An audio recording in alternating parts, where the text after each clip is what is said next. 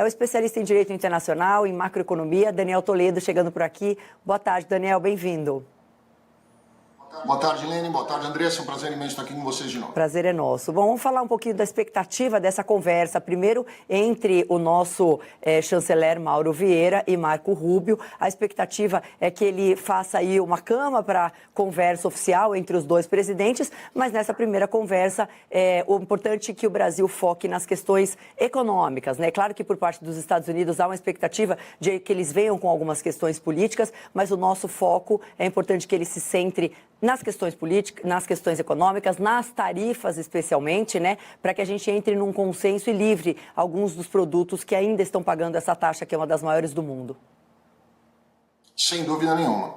Aqui nos Estados Unidos a conversa, eu tenho acompanhado bem de perto isso, porque um dos escritórios que nós temos é justamente em Washington, e a conversa tem sido basicamente a semana inteira falando sobre isso, né? Essa reaproximação entre Brasil e Estados Unidos, a possível redução aí nessas tarifas de adicionais de 40%, já tem 10% para o mundo inteiro, mais 40% são 50% no Brasil, como você mesma disse, uma das maiores do mundo, e isso tem refletido diretamente dentro da economia aqui dos Estados Unidos. A gente tem percebido aqui diversas pessoas de diversos setores reclamando, principalmente do setor onde é mais atingido pelo café, onde nós tivemos aí na semana passada mais de 400 lojas do Starbucks fechando, e o próprio CEO do Starbucks disse que não era por causa das tarifas apenas, mas que as tarifas sobre o café encareceu absurdamente o preço do café para eles, e eles decidiram, em vez de fechar 250 lojas, eles resolveram fechar mais de 400 agora para evitar novos impactos futuros. Então, sem dúvida nenhuma, isso tem criado um grande lobby em Washington no sentido de trazer ao presidente esses argumentos da própria indústria interna, do próprio comércio interno e os reflexos que isso está acontecendo. Esse encontro do Mauro Vieira com o Marco Rubio, sem dúvida nenhuma, vai ser um divisor de águas, onde eu particularmente, e a gente já escuta por aqui algumas diretrizes nesse sentido, né? Eu particularmente acredito que essa conversa já aconteceu, eles já tiveram aí uma conversa prévia, já sabem muito bem onde eles vão pisar e aonde eles vão seguir, porque principalmente o Donald Trump colocou agora algumas outras sanções e tem sido muito duro, inclusive hoje numa coletiva que ele deu, ele foi muito duro contra a China, que é o principal fornecedor dos Estados Unidos de terras raras. Então, para você peitar a China, né, nessa questão de terras raras com tanta força como ele está fazendo, ele já tem que ter alguma coisa, pelo menos pré-negociada, com o segundo bailout deles, que seria o Brasil. Agora, doutor, às vésperas desse encontro que está previsto para amanhã, quinta-feira, o Trump meio que já adianta alguns pontos da negociação, principalmente com relação ao BRICS e aquele assunto da desdolarização, né? Ele que esteve com Javier Milei chegou a comentar sobre esse ponto, salientando que precisa que o Brasil abandone essa ideia e, por questões pragmáticas, até assessores do governo já estão orientando realmente deixar de lado esse ponto, porque é algo que distancia completamente essa questão econômica, principalmente quando eles falam ou falavam, pelo menos, sobre a desdolarização, né? Sem dúvida nenhuma. A gente precisa lembrar que o Lula vem tirando totalmente as eventuais divergências políticas de quem quer que esteja nos escutando. O Lula ele vem de uma história que foi de negociações, né? Ele é ali metalúrgico, teve aí os problemas de perder o dedo dele, teve as ações, teve a questão política, teve a questão da ALN lá atrás ainda, teve aí todo esse engajamento dele junto à Central dos Trabalhadores, CUT e tudo mais.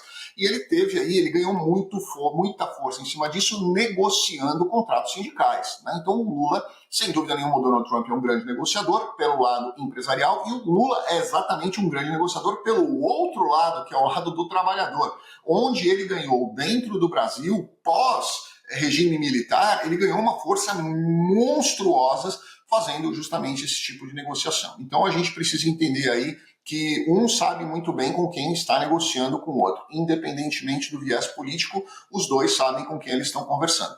Esse direcionamento do Brasil junto aos BRICS e esse direcionamento do Brasil, dos Estados Unidos, com relação à desdolarização, eu acho que vai ser um assunto que vai ser contornado, porque, primeiro, o Brasil tem muito comércio com os Estados Unidos e outros países que são muito próximos dos Estados Unidos, principalmente a União Europeia e os países árabes, e nós temos aí outros contratos que versam em dólar, né? Então o Brasil não vai querer perder isso, não vai querer sair fora disso e não vai abrir mão da grande possibilidade que ele tem de crescer junto com os Estados Unidos em razão dessa lealdade com os BRICS. E, por outro lado, as negociações com Rússia e China não impedem absolutamente, não impactam em absolutamente nada com os contratos com os Estados Unidos. Mas nós vamos ter menos quantidade de dólares sendo colocados no mercado. Sem dúvida, mas hoje nós já temos isso daí. E esses contratos já estão acontecendo. Então, eu acredito que se houver uma conversa nesse sentido de proteger os interesses dos Estados Unidos e também proteger os interesses do Brasil,